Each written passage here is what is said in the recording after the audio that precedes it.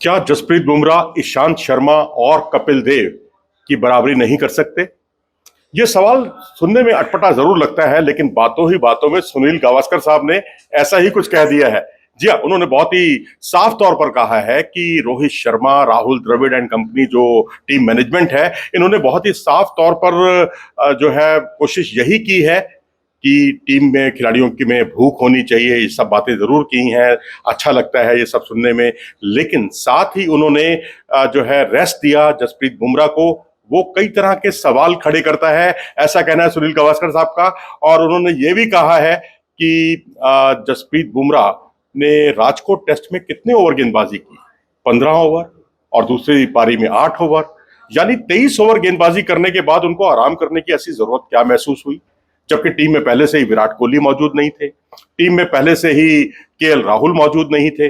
जब ये दो दिग्गज मौजूद नहीं थे तो ऐसी स्थिति में जसप्रीत बुमराह को आराम करने की कोई तुक बनती नहीं है। और जबकि उन्होंने केवल 23 ओवर की गेंदबाजी की, और वो भी तब जबकि इससे पिछले टेस्ट में और विशाखापट्टनम टेस्ट और जो बाद में राजकोट टेस्ट हुआ, इन दोनों में 9 दिन का उन्हें आराम भी मिल चुका था। जब 9 दिन का आराम मिल गया तो फिर इतने रेस्ट की जरूरत नहीं है। उन्होंने कहा ये तो भला हो जो टीम में आए हैं आकाशदीप, उनका, जिन्होंने 3 शानदार विकेट चटकाए। उन्होंने क्राले को आउट किया, उन्होंने जो है बेन डकेट को आउट किया, ओली पोप का विकेट उन्होंने चटकाया, जिससे भारत की मुश्किलें हल हो गई। अगर एक डेब्यूटेंट से हम इतनी ज्यादा उम्मीदें करें और एक अनुभवी खिलाड़ी को आराम दे दें तो ये आत्मघाती साबित हो सकता है, ऐसा सुनील गावस्कर साहब का कहना है। चलिए, उन्होंने जो एक बातों ही बातों में जो कुछ जिक्र किया है उसका भी एक आकलन कर लेते हैं।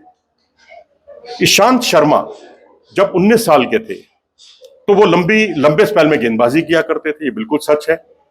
पर्थ टेस्ट याद कीजिए जिसपे भारतीय टीम ने मोर्चा फतेह किया था और भारतीय पताका को लहराया था। वो एक ऐसा मैच था जहां उन्होंने लगातार 9 से 10 ओवर गेंदबाजी की, और 2-3 ओवर के गैप से पहले उन्होंने 7-8 ओवर और फेंके थे। और उससे ठीक पहले बेंगलुरु में पाकिस्तान के खिलाफ वो टेस्ट मैच में भी उतरे थे, वहां तो कोई आराम की जरूरत महसूस नहीं हुई और वो लगातार गेंदबाजी करते रहे। और ईशांत शर्मा ने तो एक जगह यह भी कहा था कि वो जिस जगह से आते हैं, श्रवण जी के यहां से, जो कि रोहतक रोड जिमखाना से ताल्लुक रखते हैं, रोहतक रोड जिमखाना में हम 3-3 घंटे लगातार गेंदबाजी किया करते थे, और उसमें कितनी गेंदे किया करते थे, कितने ओवर करते थे, उसका तो कोई हिसाब किताब ही नहीं होता था। ऐसे कपिल देव का उदाहरण आप याद कीजिए, अहमदाबाद टेस्ट याद कीजिए 1983 का के वर्ल्ड कप के बाद जो मुकाबला सीरीज हुई थी, उस सीरीज में अहमदाबाद टेस्ट में कपिल देव ने 30.3 ओवर की गेंदबाजी लगातार एक स्पेल में की थी।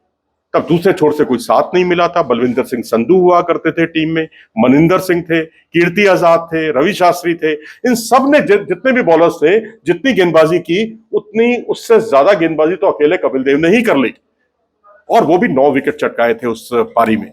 इससे पिछले पारी में उन्होंने 1 विकेट चटकाया, यानी 10 विकेट उन्होंने कुल मिलाकर चटकाए।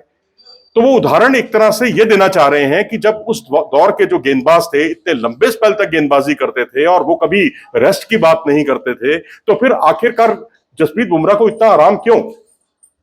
भाई, with due regards to Sunil Gavaskar साहब, बहुत बड़े खिलाड़ी हैं, और वाकई गावस्कर जैसे खिलाड़ी शताब्दी में पैदा होते हैं। हम उनकी बात को काटने का दुस्साहस तो नहीं कर सकते, लेकिन अपने कुछ लॉजिक्स हम रख सकते हैं। मेरे ख्याल से उन लॉजिक से आप भी इत्तेफाक रखेंगे।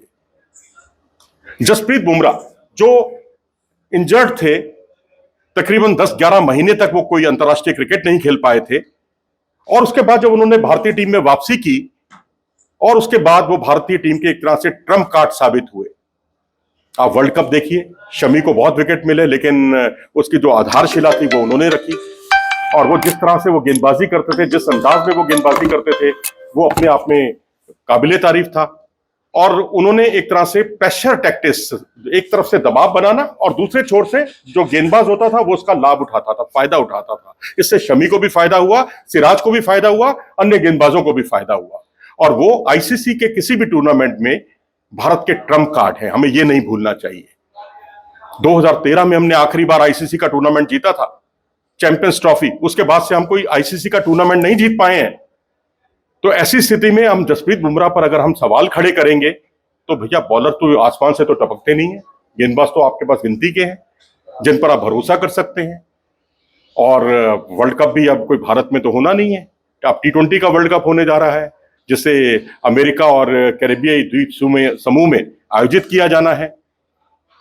तो ठीक है, कपिल देव अपनी जगह पर है, ईशांत शर्मा अपनी जगह पर है, लेकिन बुमराह की जो स्थितियां हैं उस वक्त देखिए, with due regards to Gavaskar साहब, उस वक्त आईपीएल नहीं होता था। आईपीएल के आपको इतने मैच नहीं खेलने पड़ते थे, आईपीएल होता ही नहीं था। और तो और उस वक्त T20 का जो सबसे छोटा फॉर्मेट है ये भी नहीं होता था। कितने टेस्ट मैच उस वक्त होते थे, कितने वनडे होते थे, अगर आप उसका हिसाब लगाएं तो उसकी तुलना में आज टेस्ट मैच भी ज्यादा होते हैं, वनडे भी ज्यादा होते हैं। अब वनडे ठीक है इस साल, क्योंकि वनडे का ईयर नहीं है, वनडे का वर्ल्ड कप नहीं है, तो T20 ने उसकी जगह ले ली है। जब वनडे का वर्ल्ड कप होता है तो वनडे के मैचेस, वनडे की द्विपक्षीय सीरीज जो होती हैं, बायलैटरल सीरीज, वो ज्यादा होने लगती हैं।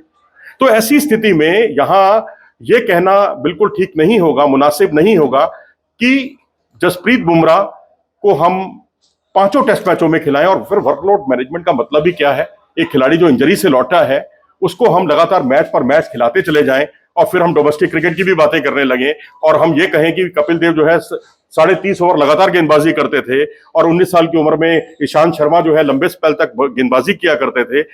वो बहुत अच्छी बात है, वो करते थे, लेकिन उस वक्त इतना बड़ा T20 का दौर नहीं था वो, और T20 तो होता ही नहीं था कपिल देव के समय में।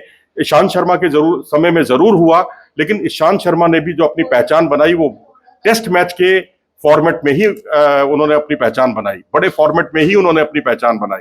तो जसप्रीत बुमराह के लिए अब, क्योंकि वो ज्यादातर जितने भी मैचेस खेलते हैं अपनी इंडियन पिचों पर, अगर वो खेलेंगे तो यहाँ पर इंडियन स्पोर्टिंग विकेट नहीं होती। आप कहेंगे भाई कपिल देव के समय भी ऐसा ही था, बात बिल्कुल सही है, लेकिन तब इतना क्रिकेट नहीं होता था जितना कि आज क्रिकेट होता है। और आज जितना दबाव हो गया है भारतीय टीम पर, क्योंकि आईसीसी के 1 नहीं 2 नहीं कई लगातार टूर्नामेंट होते हैं। तब 4 साल में एक वर्ल्ड कप हुआ करता था, तब वर्ल्ड टेस्ट चैंपियनशिप नहीं होती थी, आज वर्ल्ड टेस्ट चैंपियनशिप भी होती है आईसीसी के टूर्नामेंट के तौर पर। T20 का वर्ल्ड कप भी होता है, वनडे का भी वर्ल्ड कप होता है। तो एक खिलाड़ी पर एक मनोवैज्ञानिक दबाव आना बहुत ही लाजमी है। तो मेरे ख्याल से जो गावस्कर साहब कह रहे हैं, अपनी जगह पे तर्क उनके गलत नहीं है, वो तर्क नहीं कर रहे हैं, वो अपनी जगह पे तर्क बिल्कुल सही दे रहे हैं। लेकिन अगर हम आज के संदर्भों में एक मजबूरी देखेंगे खिलाड़ी की, और जसप्रीत बुमराह क्योंकि हमारे एसेट हैं, बहुत बड़े ट्रम्प कार्ड हैं, उन सबको अगर ध्यान में रखेंगे तो हमें जसप्रीत बुमराह भी गलत नहीं लगते। हमें टीम प्रबंधन जो उनको रेस्ट देने का जो फैसला करता है वो भी गलत नहीं लगता, और वर्कलोड मैनेजमेंट जो उनके बारे में राय देता है वो भी हमें गलत नहीं लगता। आपकी राय क्या है इस बारे में? कमेंट सेक्शन में जरूर लिखिएगा, और अगर आपको ये वीडियो पसंद आया हो तो इसे लाइक करें और चैनल को सब्सक्राइब भी करें। नमस्कार।